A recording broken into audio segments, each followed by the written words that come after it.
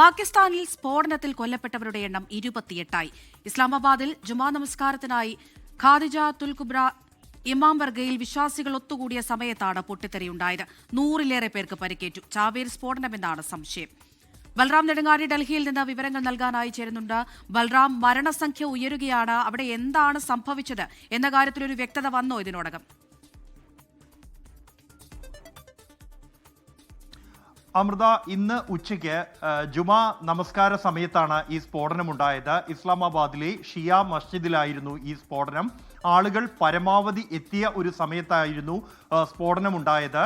ഈ ആക്രമണം നടത്തിയത് ചാവേർ ആണ് എന്നാണ് പ്രാദേശിക മാധ്യമങ്ങളോട് ഈ ദൃക്സാക്ഷികൾ അറിയിച്ചിരിക്കുന്നത്.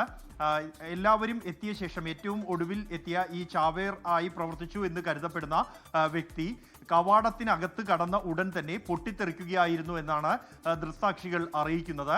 അതുകൊണ്ട് തന്നെ മരണസംഖ്യ ഇപ്പോൾ 28 പേർ മരിച്ചതായുള്ള സ്ഥിരീകരണം ഉണ്ട്. മരണസംഖ്യ ഇനിയും ഉയർന്നേക്കുമെന്നാണ് പുറത്തുവരുന്ന റിപ്പോർട്ടുകൾ. 35ഓളം പേർ മരിച്ചു എന്നാണ് പ്രാഥമികമായി പ്രാദേശിക മാധ്യമങ്ങളിൽ നിന്നും ലഭ്യമാകുന്ന വിവരം. 100-ലേറെ പേർക്ക് ഈ ഒരു സ്ഫോടനത്തിൽ പരിക്കേറ്റിട്ടുണ്ട്. പ്രദേശത്ത് ഇപ്പോഴും രക്ഷാപ്രവർത്തനം പുരോഗമിക്കുകയാണ്. സമീപകാലത്ത് ഇസ്ലാമാബാദിലുണ്ടായ ഏറ്റവും വലിയ ചാവേർ ആക്രമണങ്ങളിൽ അല്ലെങ്കിൽ ഭീകരാക്രമണങ്ങളിൽ ഒന്നാണ് ഇന്ന് നടന്നിരിക്കുന്നത്. ഇതിന് പിന്നിൽ പ്രവർത്തിച്ചത് ആര് എന്നതുമായി ബന്ധപ്പെട്ടും ഇതുവരെയും വ്യക്തതയില്ല. എന്നാൽ TTK ആണ് ഈ ആക്രമണത്തിന് പിന്നിൽ എന്നാണ് പ്രാദേശികമായി ഈ രഹസ്യാന്വേഷണ ഏജൻസികൾക്ക് ലഭിച്ചിരിക്കുന്ന വിവരം.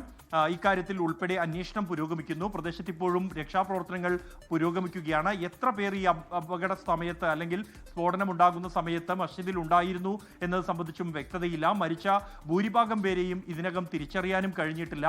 മൃതദേഹങ്ങൾ ഛിന്നം ഭിന്നമായ നിലയിൽ വലിയ ആഘാതമുണ്ടാക്കിയ ഒരു സ്ഫോടനം തന്നെയാണ് ഉണ്ടായിരിക്കുന്നത്. പ്രദേശത്ത് ഇപ്പോഴും രക്ഷാപ്രവർത്തനം പുരോഗമിക്കുകയാണ്.